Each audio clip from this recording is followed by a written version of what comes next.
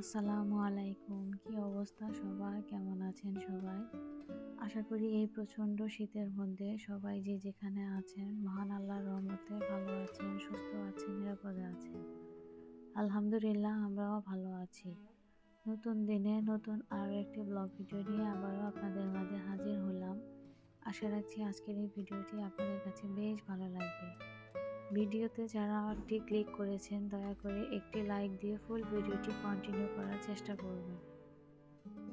তো আজকে খুব সকালবেলায় আর কি উঠে গেছি, তো উঠে ছাদে চলে গিয়েছিলাম। তো ছাদে যেয়ে দেখি অবস্থা খুবই খারাপ, প্রচণ্ড পরিমাণের শীত বাহিরে।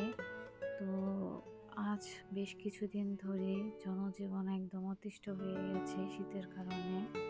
এত শীতের মধ্যে আসলে কোনো কিছুই করা যাচ্ছে না এবং কোনো কিছু খাওয়াও যাচ্ছে না, খেতেও ভালো লাগছে না, এরকম একটা অবস্থা। তো আমি প্রথমে কিছু কাঁচামরিচ ছিঁড়ে নিলাম। তো এই কাঁচামরিচগুলোর সাইজ এরকম ছোট ছোটই থাকে, এগুলো আর বড় হয় না। তো এই মরিচগুলো দেখা যায় সবুজ থেকে কালো হয়, তো কালোর পরে আবার এই যে এরকম লাল হওয়া শুরু করে। তো এই কাঁচামরিচগুলো কিন্তু প্রচণ্ড পরিমাণে ঝাল হয়।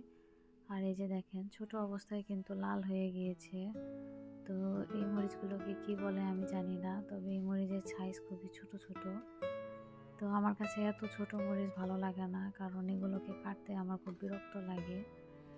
তো যাই হোক, এই তো বটবটি ছিঁড়ে নিলাম, তার সাথে দেখেন এই একটা গাছে কি পরিমাণ ফুল ফুটেছে। আর এই রক্তগাঁদা ফুল আমার কাছে ভীষণ ভালো লাগে দেখতে। তো এগুলোর উপরে কুয়াশা পড়ে একদম মানে চেহারাটা অন্যরকম দেখাচ্ছিল, কিন্তু আবার সুন্দরও লাগছিল। আর এই গাছের পাশে যে আরেকটি গাছ দেখতে পাচ্ছেন সবুজ, তো এই গাছটাকে আমাদের অঞ্চলে পোলাও পাতা বলে, কারণ এই পাতা থেকে পোলাওর মতো একটা সেন্ট আসে। আর এটা আসলে খিচুড়িতে কিংবা বেশিরভাগই খিচুড়িতে দেওয়া হয়। আর এটা হচ্ছে কারি পাতা। তো কারি পাতাও কিন্তু মশলা হিসেবে ব্যবহার করা হয়। আমাদের বাসায় বেশ কয়েকটা গাছ আছে। আর কারি পাতা কিন্তু এমনিও খুব উপকারী, চুলের জন্য বলেন, ত্বকের জন্য বলেন। আর এই তো অ্যালোভেরা গাছের তো অভাবই নেই, এত পরিমাণে অ্যালোভেরা গাছ কি বলবো। তারপরে দেখেন ভিতরে কিন্তু অনেকগুলো ছোট ছোট আরও হচ্ছে। তো মাশাআল্লাহ অনেক বড় বড় অ্যালোভেরা। আর আমি অ্যালোভেরা খেতে পারি চাইলেই। তো আমাদের বাসায় দেখা যায় আমি শুধু অ্যালোভেরা খেতে পারি, আর তেমন একটা কেউ খেতে পারে না কিংবা খায়ও না। তো এগুলো কিন্তু অনেকগুলো হয়ে যাচ্ছে এবং হয়ে হয়ে তো দেখা যায় এখানেই আর কি একটু বড় হয়ে শেষ হয়ে যায়। তো আরও গাছ আছে। তো এই যে তার পাশে হচ্ছে সেই চাল কুমড়া গাছটা। তো মাশাআল্লাহ চাল কুমড়া গাছটা কিন্তু খুবই সুন্দর এবং খুবই ফ্রেশ। তো ফুলও দেখা যাচ্ছে। আজও জানি না যে এটাতে চাল কুমড়া হবে কিনা, কারণ গাছের বয়স খুব একটা বেশি না এবং গাছটা কিন্তু বাড়ন্ত গাছ। তো যেভাবে গাছটা উঠছে দেখে তো মনে হচ্ছে ভালোই হবে, বাকিটা আল্লাহ ভরসা।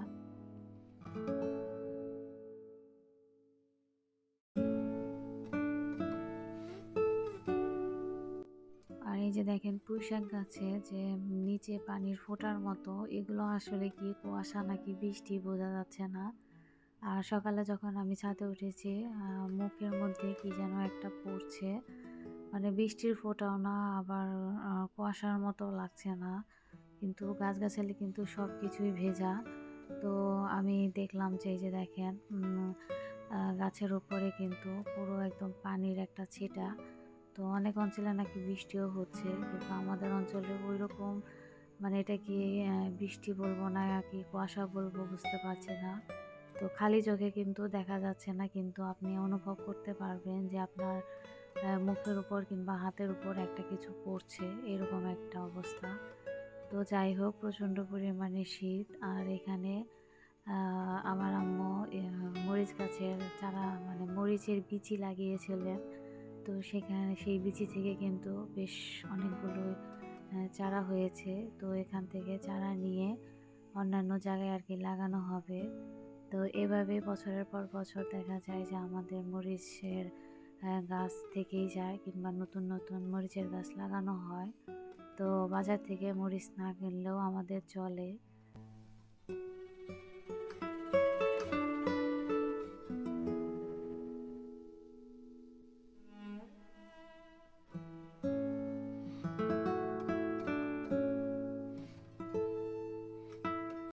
তো পুরো ছাদ বাগানে মানে এই জায়গাটায় এসে আমার চোখটা একদম আটকে গেছে। তো এখান থেকে একদম চোখ সরাতেই পারছিলাম না। মাশাআল্লাহ, একটা গাছ যে এত পরিমাণে সুন্দর হতে পারে, তো নিজের চোখে না দেখলে কিন্তু বিশ্বাস হয় না। এর পাতাটাই মানে মাশাআল্লাহ অনেক সুন্দর।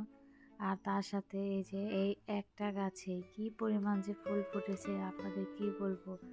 যদি আপনাদেরকে মানে একদম আপনাদের চোখ দিয়ে দেখাইয়ে দিতে পারতাম, তাহলে আমার খুব মানে বুঝাতে পারতাম যে কি পরিমাণে এই গাছটাতে ফুল ফুটেছে। আর তার সাথে এই লাল পাতাটা এত পরিমাণে সুন্দর।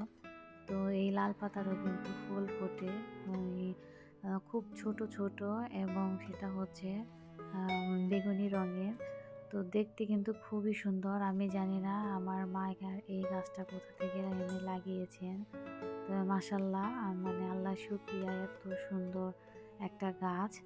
আর এই তো তার পাশাপাশি কিন্তু 2 রকমের গাঁদা ফুলও আছে।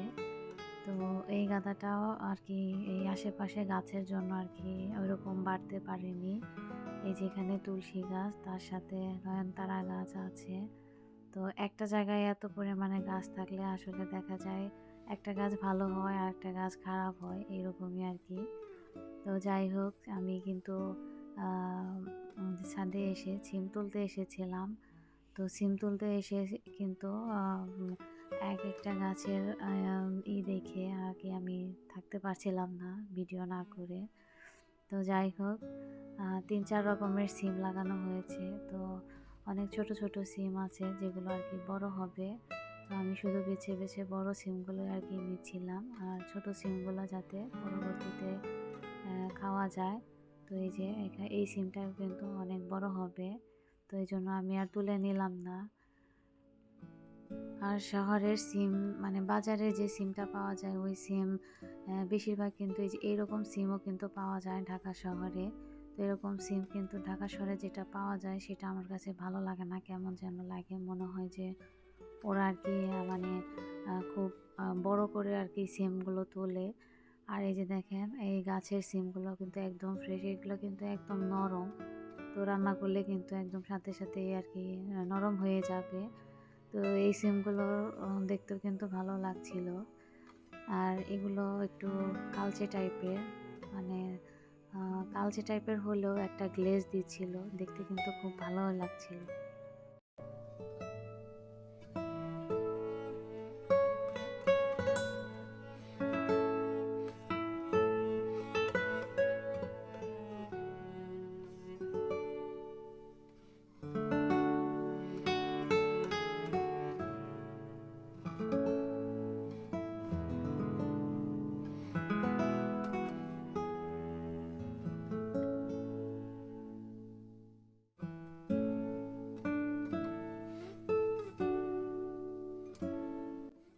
আর এই সাদা গোলাপটা মাশাআল্লাহ এত সুন্দর আর এত পরিমাণে বড়, কি বলবো। এই যে দেখেন আমি যে ধরেছি আমার হাতে থেকে কিন্তু বেশ অনেকটাই বড়। আর এই ফুলগুলো অতিরিক্ত শীতের কারণে কেমন যেন হয়েও যাচ্ছে। আর এই যে দেখেন আপনাদেরকে একটা কথা বলি যে অসৎ সঙ্গে যে সর্বনাশ হয়, এটা কিন্তু তারই প্রমাণ। যে প্রবাদ বাক্য আছে, সৎ সঙ্গে স্বর্গবাস, অসৎ সঙ্গে সর্বনাশ। তো এই যে দেখেন এই লাউটা পচে গিয়েছিল, কিংবা হয়তো এই চিনচিনাটা পচে গিয়েছিল, তার সাথে যে মানে লাউটা জুড়ে ছিল, তো সেটাও কিন্তু পচে গিয়েছে। একসাথে দুজনে থাকা মানে সেখানে হয় ভালো কিছু হবে, না হয় খারাপ কিছু হবে, এটাই হচ্ছে তার প্রমাণ। তো আর এই যে চিনচিনা গাছে কিন্তু এই যে যা দেখতে পাচ্ছেন চিকন চিকন যে ডালের মতো, এগুলো কিন্তু হচ্ছে ফুল। তো গাছটা কিন্তু লাল হয়ে গেছে, কিন্তু ফুলের পরিমাণ কিন্তু অনেকটাই বেশি। আর রোদ্রের কারণে এই ফুলগুলো আর কি কোনো পাচ্ছে না, মানে বেড়ে উঠতে পারছে না। তো রোদ না থাকার কারণে কিন্তু আমাদের অনেক রকমেরই অসুবিধা হয়। আর এই যে আমার শিউলি ফুল গাছের ফুল, তো ফুলের পরিমাণটাও দেখলাম যে একটু কমে গেছে, কারণ আসলে রোদ না থাকলে যা হয়, রোদ কিন্তু মানুষ বলেন, গাছগাছালি বলেন, পশু পাখি বলেন, যা কিছু বলেন না কেন, রোদের গুরুত্ব কিন্তু অপরিসীম। তো এই তো ফুল গাছে দেখেন ফুল আসতে যাচ্ছে, কিন্তু কেন জানি ফুলগুলো ধরতে পারছে না। তো ওই যে তার সাথে একটা আগাছা ছিল, আর এই আগাছাটা দেখেন কতটুকু পরিমাণে হেলদি, স্বাস্থ্যসম্মত, কারণ এই আগাছাটা কিন্তু অনেকটাই মাটির রস এবং ভিটামিন সে খেয়েছে, যার কারণে সে এত তরতাজা এবং ফ্রেশ হয়েছে। আর বাকি গাছগুলো, মানে যে গাছগুলো আমাদের দরকারি গাছ, সেই গাছ কিন্তু ওইরকম বাড়তে পারে না। তো এটা চোখে পড়ার সাথে সাথে আমি আর কি তুলে ফেলে দিলাম। আর এই যে আপনাদেরকে দেখাচ্ছি কি পরিমাণে বাতাস, তো গাছগুলো কিন্তু সবই নড়ছে, আর আমি কিন্তু শীতে খুবই কাঁপছিলাম, এত পরিমাণে বাতাস আর এত ঠান্ডা। আর এই গোলাপ গাছের কথা কি বলবো, মাশাআল্লাহ এত পরিমাণ গোলাপ ধরেছে ফুল, যার কারণে ডালটাই কিন্তু একদম ভেঙে যাচ্ছে, দেখেন নিচু হয়ে গিয়েছে ফুলের ওজনে। আর নিচের ফ্লোরটা দেখলে আপনারা বুঝতে পারবেন যে এই গাছে কি পরিমাণে ফুল ফুটে।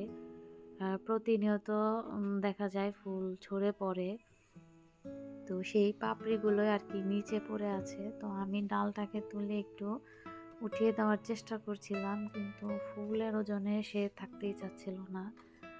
আর এত বড় বড় আর কি ফুল, তো যাই হোক কোনোভাবে আর কি রেখেছি। আর এই যে দেখেন ফুলের সাইজটা কিন্তু মাশাআল্লাহ অনেক বড়, যার কারণে মানে ওজনটাও একটু বেশি হয়। তার মধ্যে আবার ওই কুয়াশা পড়ে ফুলের ওজনটা আরও বেশি পরিমাণে ওজন হয়ে যায়। এই যে দেখেন কত পরিমাণে পাপড়ি, এগুলো কিন্তু একদম ফ্রেশ পাপড়ি।